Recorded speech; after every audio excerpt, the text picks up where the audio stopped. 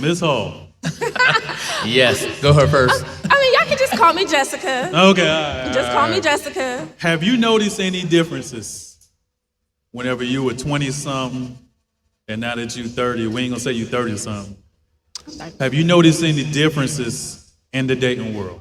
Yes. So for me, a lot of people don't know, but I was married in my 20s. I got married at 24, and I was married for 7 years. Wow. And so now I'm 33, and I'm dating, and it's completely different than when I was in my 20s. Mm-hmm. Like in my 20s, you're in college, you're like figuring it out. You're not really, I mean, Instagram wasn't as big as it is now. Right. And so now you're doing everything kind of online and meeting people through Instagram and dating apps. It's weird. It's different, right? Yeah. Andrew, being a single man.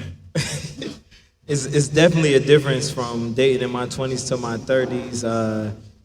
I think in your 30s is a little more intentional than your 20s. And your 20s is kind of like you having more fun, you trying to figure out life, you know what I'm saying? You're trying to understand what's going on. So, yeah, 30s is more, it's more pressure on you in the 30s. Like, Absolutely. crunch time. Crunch time. Facts. You ain't got time to waste. Sam. For one, I got more money. Straight like that. Like, Facts. the dates are better. Like, we doing way better dates now. Like, the McDonald's and shit's out the window.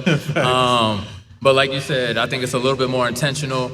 I know women talk about like biological clocks and stuff, but men take that into account too. Like, I'm not trying to be a 50-year-old dad. Like, I'm still trying to bust my son ass in basketball Facts. early. You know what I mean? Like, Facts. I'm not trying to get beat early. So that's just one of the things I've noticed for myself is just Absolutely. you taking time, the time that you got left, for real. Jessica, now that you made this transition, what pressures have you experienced in your 30s in regards to dating? Getting remarried, I feel like for me personally, I know I'm a wife. Like, I desire to be a wife. That's always been a goal of mine, is to be a wife. I have a 4-year-old child, so I have to think about all of those things. And so now the pressure is people are like, okay, so when are you gonna settle down? When are you gonna be with somebody? Like, when are you getting remarried? I'm like, oh, I don't know. Is that something that you still want? Oh, absolutely. Okay. Like, I'm a wife. Like, the streets are not for me. Yeah, the streets. The streets are not for me. I'm a relationship type of girl. I want to be with my man. I want to be booed up. If I decide to have more children, I like to cook. If you follow me on Instagram, I'm cooking all the time. Like, that's what I do. Absolutely. You said you want the soft life, right? And Yeah, yes, I want the soft life. Yes, that's me. Like, all this hard stuff, no. Take care of me. Right.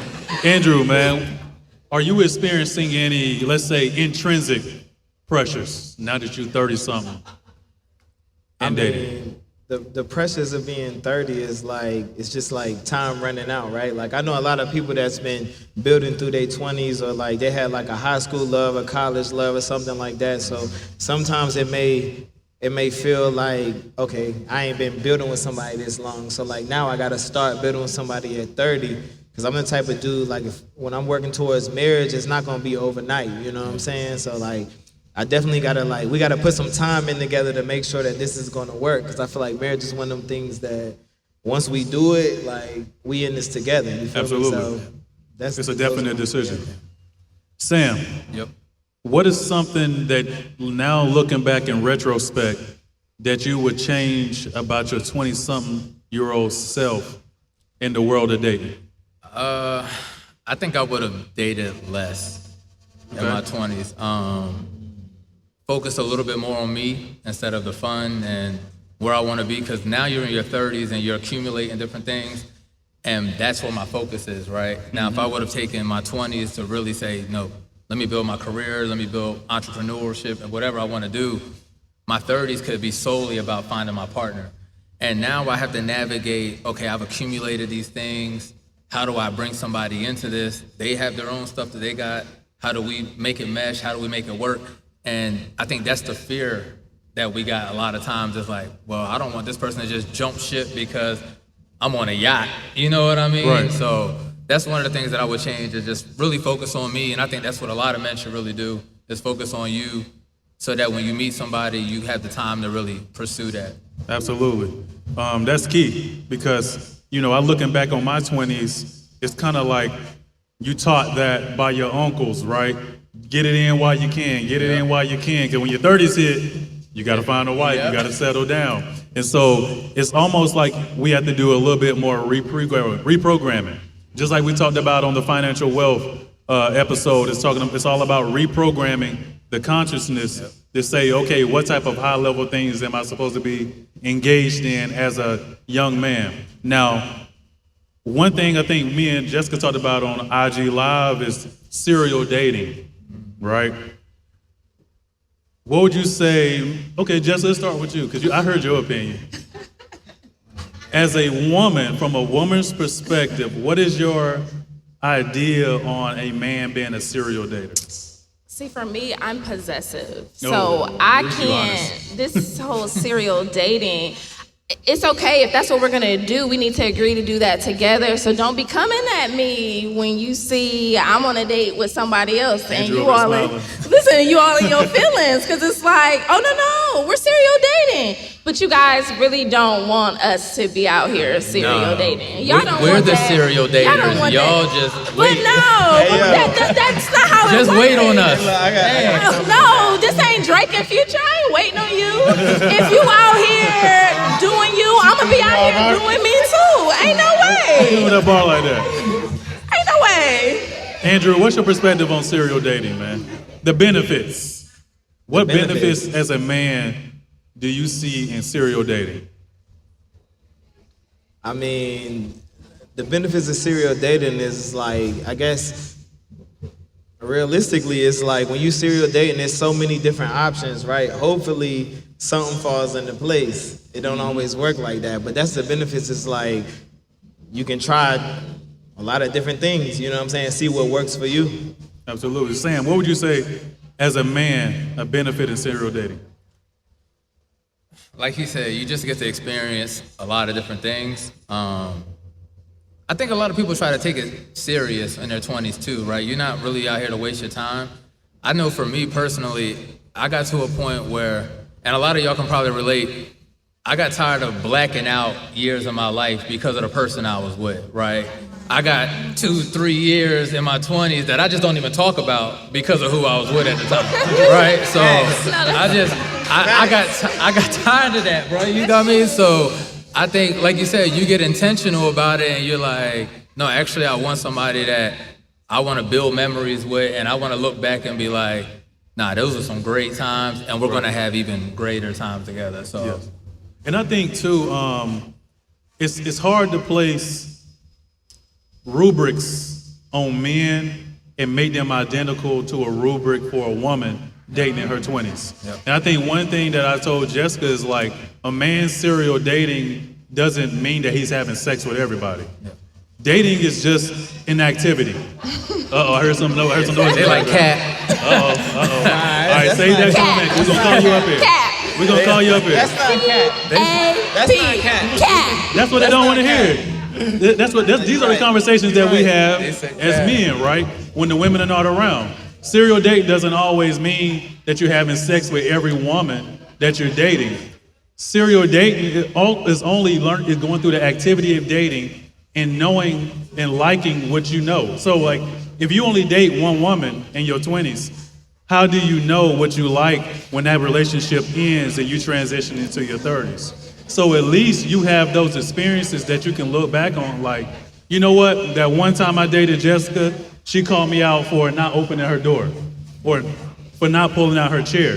But if you don't have that wide body of work to look back on, it's hard to say as a man and definitively say, these are the things I want in a woman. Because we only know what we want in a mate either by our experiences or by what we're taught. And if we already know the lack of information and being taught about how to be a man or how to be a husband or how to effectively be a wife, we only know by the experiences that we experience. So that's why I think serial dating has a lot of strengths in it as long as you do it responsibly. That's key. Can you agree with that? I can agree with All that. right, there we go. there's some irresponsibility going on though too. Like, Absolutely. What, as a woman, how would you define dating with intention? Dating with intentions means I'm dating you and I'm moving forward as if I want to marry you. I'm only dating with intentions at this stage in my life. That's all I want. If you're not looking towards marriage, then we don't need to be dating. That's key. Do you have those conversations? How early do you have those conversations with a man? At the very beginning, because I want to let you know, like, this is not a game. Like, if you're here to play and tricks, I'm the wrong person for you. Okay. I'm serious. Is that the first date? Is that when he in your DMs? How early do you recommend a woman to mention that? I said when you slide in my DMs. So you automatically. Like, this is serious over here. You trying to come over here? This is serious. Okay. Andrew, how would you define dating with intention? No, I feel the same way at 30. Like, we definitely dating with intentions, but I gotta side differently with her. Like, if I'm DMing you and you tell me right off, like, this is what it is, like, I don't even know you yet. I respect it though, you know what I'm saying? Yeah. But I have the same idea, but we trying to get to know each other real quick, right? We at the same age, so I kind of feel like it's already known that we dating with intentions, you know what I'm saying? Over 30, whatever. Nothing, I'm not saying nothing you said was wrong. Yeah, no, but I'm saying you Like, gotta say that up I front. get what you're saying. It's just me personally that would have threw me off. Like, dang, she want to get married tomorrow. But again, that's an important point though, right? Because you saying that is you're coming from a good place saying it, but it's also about how the person receives it. No, So absolutely. that automatically points out a challenge that we have when it comes down to communication between man and woman, to whereas man like, oh, whoa, and the woman is like, no, I'm making it known about the intention. So it's like we have to come to a common ground on how you deliver, and also man has to be able to digest it in a way to where she's just making her needs known. You know? Respect. No, absolutely. I think there's I think that's the difference between dating in your 20s and your 30s, right? Like, there's two type of women. Women you can play with and women you can't, right? And you, in your 30s, you can identify who you can and not play with. Like, Facts. You ain't playing with me. you know off rip, like, all right, I gotta come correct. Like you said, I gotta hold the door. I gotta pull out all the stops because she's not taking anything less. And I think in the 20s, it's a little bit lackadaisical. I can have a little bit of fun, but in your 30s, nah, if you ain't coming correct from, like you said, from the DMs, you might not, you could be left on red real quick. So I have a question. How is it, I'm trying to see the best way to word this. How can we grow as a community to receive the message that you're putting out about intention and wanting to be a wife in your 20s instead of the same way we receive it in our 30s? Because if you were 20, if a man slides into your DM and you're 22 years old and he's 22 years old and you're like, look, I'm ready to be a wife, because it's okay for you to be a wife at 23, 24 years old, how can we grow in that area to receive that? I think it depends on the maturity level of the person you're with. Because for me, I was married at 24 because I knew for me what I wanted and how I wanted my life to be. And so I wasn't dating anyone that wasn't in alignment with what I wanted. Absolutely. What are some things you look for in a man? Give me your top 5 qualities. 5 tough. Leave us with something good, you know what I'm saying? 6 foot. Uh-oh, Sam said he gotta be 6'5". No, for me personally, it's someone that has an amazing personality that is able to communicate with me. Personality. I have a daughter, so I need someone that understands that we're a package. You're not just getting me, you're getting me and my child. And so for me, that's very serious. So if you're not trying to be serious, stay away. Also, I need somebody that's financially stable. I'm at this point in my life that I can't grow with you. I can't do that right now. Like, you need to already be kind of together, because I can't do it. Okay. I mean, You gotta love the Lord. I'm sorry. I'm a Christian. I pray. Like, that is very, very important to me. You have to love the Lord. If you are an atheist or you're not exactly sure, or a Muslim, I'm sorry. That's not gonna work for me. Okay. Because that's just part of my values and what I value. Number 5, you have to be able to love me, like, and be able to show me and not be afraid to express your feelings. I know for men, it can be very hard to be vulnerable. And for me, one of my top love languages is words of affirmation. And so I'm all about being able to express yourself. And I'm also very traditional. So you have to open my door. You have to pull out my chair. Like, that is something that I value. True. Sam, what are 5 qualities that you look for in a woman? Everybody say, oh, Lord. I don't know if I got 5. Okay, give us your sum. So one of the things that I really pray for when dating is value added, right? Now, I have to define what value is to me depending on where I am in life. So it could be maybe I need support for work or in my entrepreneurial journey, whatever the case may be, but I just want value added, definitely support. I definitely value a spiritual relationship. And like you said, I think, shoot, I want to be the little spoon too sometimes, you know what I mean? Love me too, you know what I mean? I'm okay with saying that. I want love, you know what I mean? But yeah, that's it, man, really. Like I said, value added and just understand what I need at that point in life, and have somebody that I can grow with and do the same thing for them. Solid. Andrew, she mentioned that she wants a man to be financially stable. When a woman says that, what does that mean to you? To be a man that's financially stable?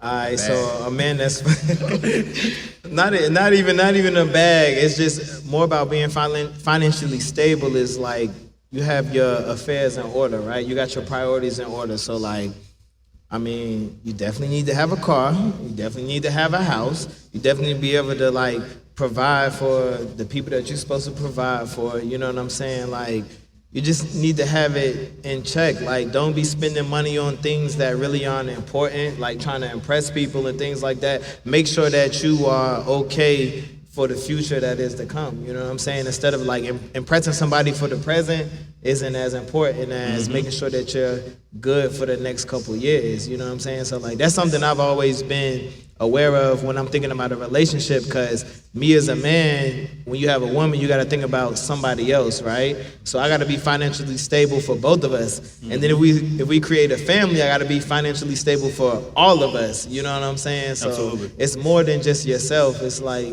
making sure that you can handle everything so that y'all can live life the way that you're supposed to live. Absolutely. Absolutely. And Jessica, a question for you. Is therapy needed to be a better partner? Absolutely. First of all, I'm a licensed therapist, There we so go. I'm all about therapy. That is very, very important to me. I mean, even within my last marriage, my previous marriage, we didn't work out because my ex-husband had some issues that he was afraid to kind of address with me. And so I believe if he had therapy, a person that he could talk to that's unbiased, that's not friends, because I feel like sometimes we don't want to tell our friends everything, some of our deepest secrets, some of the things that we're struggling with because we're embarrassed. And so I think therapy is very important. Absolutely. Sam, how important is therapy to you on being the best partner you can be? I think, it's, like you said, men got a lot of things that they got to work through. Even the stuff that we don't know, right? Like, I just built a relationship with my dad, but for 25 years, there was a whole side of me that I didn't know, right? That's medical stuff, that's mental stuff that I don't understand.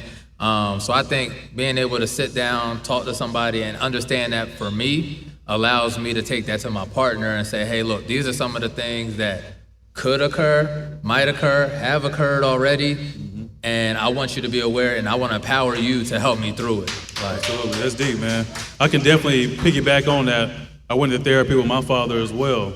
And that process of either going to therapy as an individual, but whenever you go to therapy with the person that you're trying to heal with, it's a whole dynamic experience because I was able to gain a new respect for him as a man, for him being vulnerable and divulging things, right?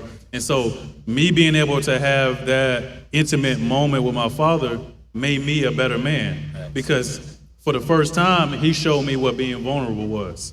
And it's amazing whenever the person that you look up to gives you that example, that visual example, it makes you grow as an individual and makes you grow as a man.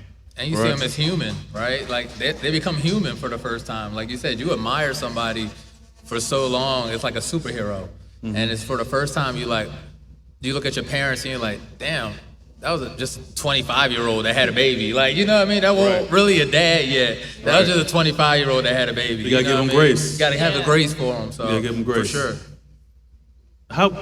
Jessica, how much would you say ego inhibits our ability to grow as partners? I feel like when you're in a relationship, you have to let go of the ego because you can't do that for the person that you're trying to build with, that you're trying to establish something with, right? I can't have this ego because my ego will stop me from apologizing to you, right? Yeah. Oh, yeah. Like my ego will stop me doing things for you because I'm upset with you. Mm-hmm. And so if I'm trying to build, if I'm trying to have a relationship with somebody, I have to put my ego to the side because at the end of the day, it's not about me, it's about us. You know what I'm saying? Absolutely. I think one of the books that helped me, that shifted my mindset on ego was A New Earth by Eckhart Tolle. And that book the whole book talks about the suppression of the ego and how if you can fix that part about you as an individual, and then we as a collective consciousness fix that issue about us as a community, we can get a lot further in life, right? So like being a humble servant to your partner is an example of the suppression of ego, right? As a man, some things that may be frowned upon by society, doing laundry, washing dishes, all of these different things, you may have to do that to support your relationship. So I think suppression of the ego is key. Suppression of the ego is key. Andrew, what is one of the top qualities you look for in a woman? There's one thing above everything else. The heat. Boy, that's a tough one. The top one? Top one. Morals and values, like. Okay. For sure. How you was raised, the morals and values. Nice. Expound on that a little bit more. Everybody raised differently, you know what I'm saying? So some people may look at a situation and it may be morally correct for them, but it may not be morally correct for how I was raised. That's you deep. know what I'm saying? True. So True. For me, I was raised traditional too. You know what I'm saying? So like certain things morally in a traditional way that wouldn't be right. You feel me? As far as like you saying being a wife or whatever. Mm-hmm. So that's top for me. Morals and values. Absolutely. And Jessica, I got one more question for you. Okay. One more. Dating apps. Let's talk about it. Give me one crazy thing that you've seen on the dating app. The craziest thing you've seen. The craziest thing that happened to me on the dating app. I had to get a restraining order on somebody. So I was on a dating app like all of 3 months, and then that was it for me. I can't. So not to go deep into the situation, but what is one of the things that turned you off about dating apps? I feel like I didn't really get an opportunity to have a connection with that person because I'm only kind of looking at their profile, right? Okay. I don't know anybody that knows them. Like I only know who they are perceiving to be on this app, right? Okay. While if I meet somebody on Instagram, at least I can follow them for a little while. I can kind of see how they move. I can kind of see some things. I can see if we have people in common. I can ask around. That makes me feel more comfortable than just being on this app and like, oh, I guess we match, but I don't know. You can be crazy. Mm-hmm. Hence what happened to me. So, . Sam, dating apps. What's your thoughts? So I personally have never done dating apps, but y'all told me that Instagram is a dating app. But I don't consider Instagram is a dating app. I was gonna ask that. I was gonna ask that. Instagram's a dating app, I man. don't consider Instagram a dating Y'all app. tripping. Instagram a dating app. Nah, Instagram is a dating It's so much more that happens on Instagram than dating. Like now, Tinder and stuff like that. I've always been a little bit afraid because I feel like my game ain't that strong. Like if I can get you on a date, then you done been on 100 dates. Like so, I'm good. I'd rather the natural connection a little bit and just get to see how somebody is in person. I'm still the old fashioned. Like I like to walk up to you and like, hey, how you doing? What's your name? Like I would rather that. But if it's sliding in the DMs, dating app, I just slip and slide into a couple DMs. I mean, even my personal experience. So I was living in another city, right, on the dating app, and I ended up meeting my fiance on the dating app, but she ended up living a block away from me. So during the pandemic, when the pandemic started, I mean, when it first hit, going out to the bar, going out to the lounge, the pandemic changed your entire way on how you interact with people, right? So we were in the house on the phones, in the DMs more. You got COVID, can we link up at the park? Like it changed everything, right? So, but I think once you meet a person, matter of fact, she told me, she was like, look, we gotta talk on the phone and FaceTime before we end up going somewhere. And having a sister, I wholeheartedly agree with that approach. But I also believe that if you're on a dating app, dating with intention, it's the same way as being on Instagram, sliding in DMs with intention. It's like, are you there to handle the business of you being there, right? So I think that's key. So I think my line brother met his wife there. I know dozens of people that met their significant others on dating apps, but I think it's all about your mindset and how you go into it with that. I agree with that. So before we close it out, what is one thing you would give a young lady advice on transitioning out of a marriage into the dating world?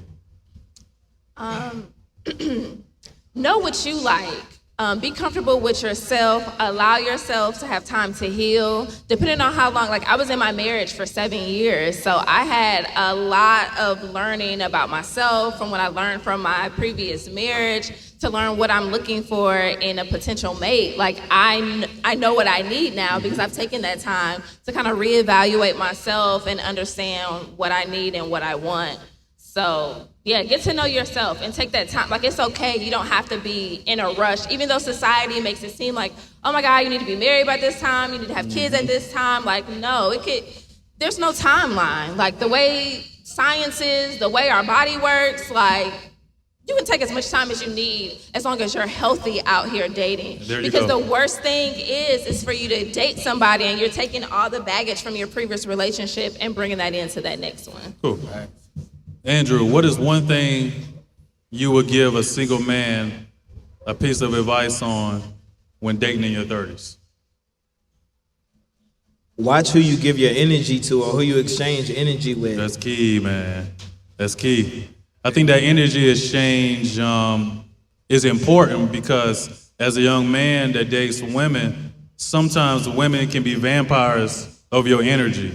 And it's essential for a man to be conscious about where you put your time. For example, if you really want a woman that wants the type of man that you are, she'll be conscious about the energy that she brings to you because she wants a man that's focused, that's locked in, that's tapped into himself, intrinsically, extrinsically, a man that works out, a man that's working on his business. Those type of men are busy. They either busy physically or they busy mentally. And so the best thing for men like us is to have a woman that brings you peace, right? And so a woman that brings you peace, for me, is essential because when I'm out here in the world dealing with the challenges of being a black man in healthcare, trying to build wealth, trying to grow a company, the best thing a woman can give you is a nice hug, a clean house, and a peace of mind. Peace of mind. Sam, what is one thing you would give a man? Piece of advice on. One thing I would say is don't be afraid of the challenge, right? I think you just listed an ideal man for a lot of women. He's on his grind, he's focused, and she's gonna challenge that because that attracted her. So she's gonna see what can break it if you're gonna stay on your grind, because that's gonna help her future plans for what y'all got going on, right? So if it's easily broken, then she knows that you ain't really built like that. But don't run from that challenge either, right? Because that's gonna make you stronger, and you're gonna come out the other side of it like, yo, this actually made me better, she made me a better man. Like, so Absolutely. don't be afraid to challenge, for real. Absolutely. We're gonna take a couple questions from the crowd. Oh yeah. Let's start with a young lady. Is there a young lady that has a comment on dating in your 20s versus dating in your 30s? I seen that hand go up quick. Young lady in the blue right here. We got a mic come from you. Yeah, come on up. Give her a hand clap, man. Give her a round of applause.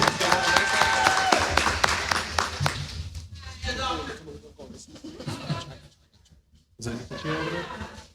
She's gonna come right behind y'all saying, Okay. She can come up here. yeah. Right behind. I wasn't prepared for this. Oh. Oh. I'm on the spot now. Yeah, you got the light.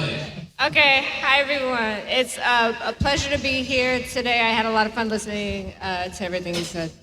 And I wanted to say, as a person who's not a young lady, I say I'm in my mid to late 30s, but I would say the difference dating between now and in my 20s is that I've actually, some of you said you date with more intention. I actually date with a little less intention now, because in my 20s, I personally wasn't too much of a hurry. And I remember having a relationship where I dove in, and it ended up not being the right situation for me, but I was in too deep to get out of it when I needed to. And so as a person growing up and learning more about who I am and what I need, I actually thought it was easier as I got older to take a step back and say, okay, I'm gonna meet these people. It doesn't have to be a big thing, and I don't have to go into every single date thinking this man's the one. Because you can think that about 100 men in a row, and I did, and I wasted so much time, and I had so many terrible dates, because you see someone's profile on whatever dating site, and you're like, oh, we got a lot in common, this one's gonna work out, and then they're terrible. So anyway, I would say, as an older person, just because I'm more secure socially, I'm more secure in my environment, in my community, I can go on a date, and it doesn't have to mean everything. But my boo, who I'm with right now, Clap it up for the boo. come on, boo. He's a terrific, wonderful man.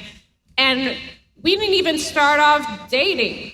And we even met on a dating site, but I was just like, you know what, I don't really want to do.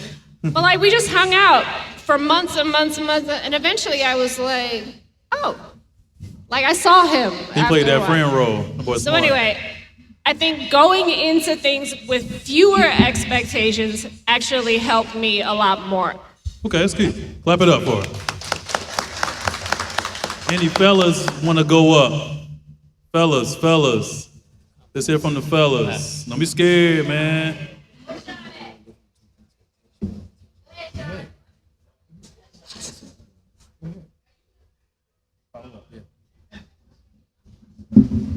Sean, share your perspective, man. Dating in your 20s versus your 30s. I'll say this. I was able to spend more time learning myself. I think that's like the biggest element before you integrate yourself into any element of your life. You know what I mean? Like understanding yourself a lot more. So this way, you understand your expectations, you understand your energy, you understand how you can contribute. So this way you can find what's most compatible and create better intimacy for the pinnacle of your life. True. Clap it up for him, man. One more comment from a young lady. Clap it up for her. The mic right there. So mine is more so a question, Okay. more so than a comment. What is your view on like, I'm in my 20s, I'm 24, and I like older guys. I may be speaking for other people that like older guys. But what is your view on like somebody in their mid 20s, like what do older guys look for if they like younger guys? Like what's your advice? If an older man likes younger women, Like what's the- age gap dating, yeah. I think it varies on the man, for one. The older men that I hang around that date younger women, the biggest thing they talk about is the level of femininity, right? Because sometimes they view younger women as women that sometimes have not transitioned through that 25 to 30 to 32 and went through those phases of life and develop a certain type of mentality. So no matter how bad this sounds, and I mean this in the most humble way possible, is they feel like they're more coachable than a woman who is 35 years old, right? So the man is 40 years old, he feels like a young woman that is 25, 26, 27 is a lot more coachable than dating a woman his age. So essentially for men, we look at relationships as getting from point A to point B. How can I get from point A to point B in the most efficient way possible, right? So that means getting from being single to married, right? And how can I do that in a peaceful way and have a woman that supports me? And sometimes the best woman that can support you is a woman that takes feedback, that's coachable, and she can also coach you on how to be a better man. That makes sense? I like Cool. that. I wanna Go ahead, add Sam. on that. And we'll take another question from the man right here. I don't think there's a problem with age gap dating. I think that, and this is something that I tell like my little cousins, my little sister, is a lot of the times the things that attract you to this older man is that he knows who he is. He's older, he's been through life, but don't fall into the allure of that either, right? Continue to like get to know him, let him know what you want in life, see if he can help you, because a lot of times you just a pawn.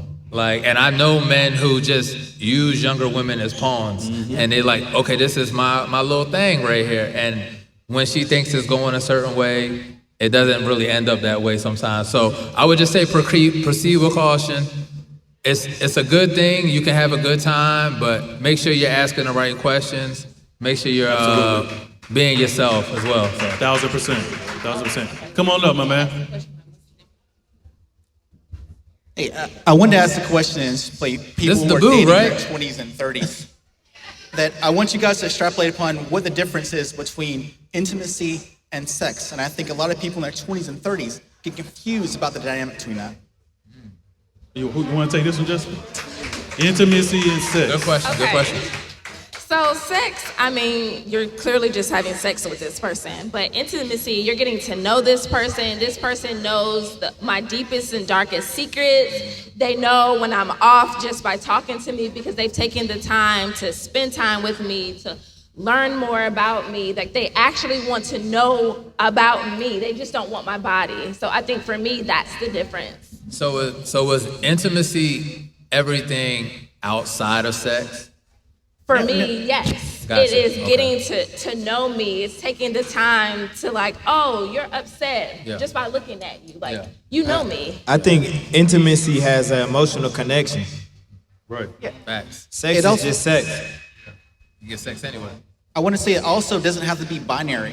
It's like, I think when people go into a sexual relationship, they feel that, oh, that's automatic intimacy, but it not necessarily is. I think when you're like what she was saying before, when you go into it and you want to understand that person, you're investing in them. You're investing your time, you're investing money, you're investing what your future might be. But when people stop at that sex, it's like, oh, we're intimate. So no, that's not the case. Sex is sex. Absolutely. It And I- can involve intimacy, but it doesn't always have to be. Absolutely, and I believe too, intimacy directly relates to the ability to stimulate someone mentally, right?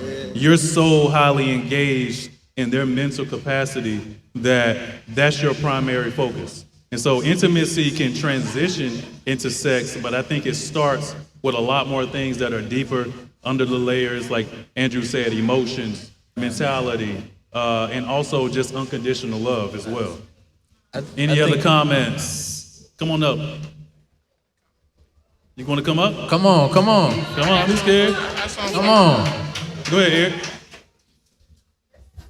You got one? All right, so I'll say the difference between me, between my 20s and my 30s, as an older, more mature male, I've learned to not operate in fear, pride, and ego. That's key. Fact. Because when you operate in those things in a relationship, they're bound to fail. It's good. So It's good. I think that's probably the biggest difference Solid. between my 20s Solid. and 30s. That's facts. Clap it up for him. That's facts. Clap it up for him. Clap it up for him. Come on. There's a mic right here. Yep, come on up. Come on up. Oh my God, okay. All right, y'all. I don't know if it's on topic. Oh my God, I hear what homegirl was saying about the feedback. Yes. But I don't know if it was on topic, but I just want to say, and I think it's something that was touched upon tonight, is why do some men feel the need to have someone affirm them or big them up in order to progress, whereas females don't necessarily, I mean, they might want that, but they don't necessarily need that in order to progress and move forward. I could touch on it, and then I want you to touch on it. Okay. I think words of affirmation, from my perspective, are key for all human beings, right? Yeah, absolutely. So a man needs affirmations from a woman the same way a young boy needs affirmations from his mother. It just comes in different phases of his life, right? And so being affirmed by a woman that you love is one of the greatest feelings a man can have, right? I mean, you know, when my woman tells me that I look good and I smell good, I feel the same way as when my mom tells me the same thing. And so it also continues to make you a better person overall as well whenever your woman gives you an affirmation, especially when she's in tune with that's one of your love languages that you have, right? So Jessica, touch on that a little bit.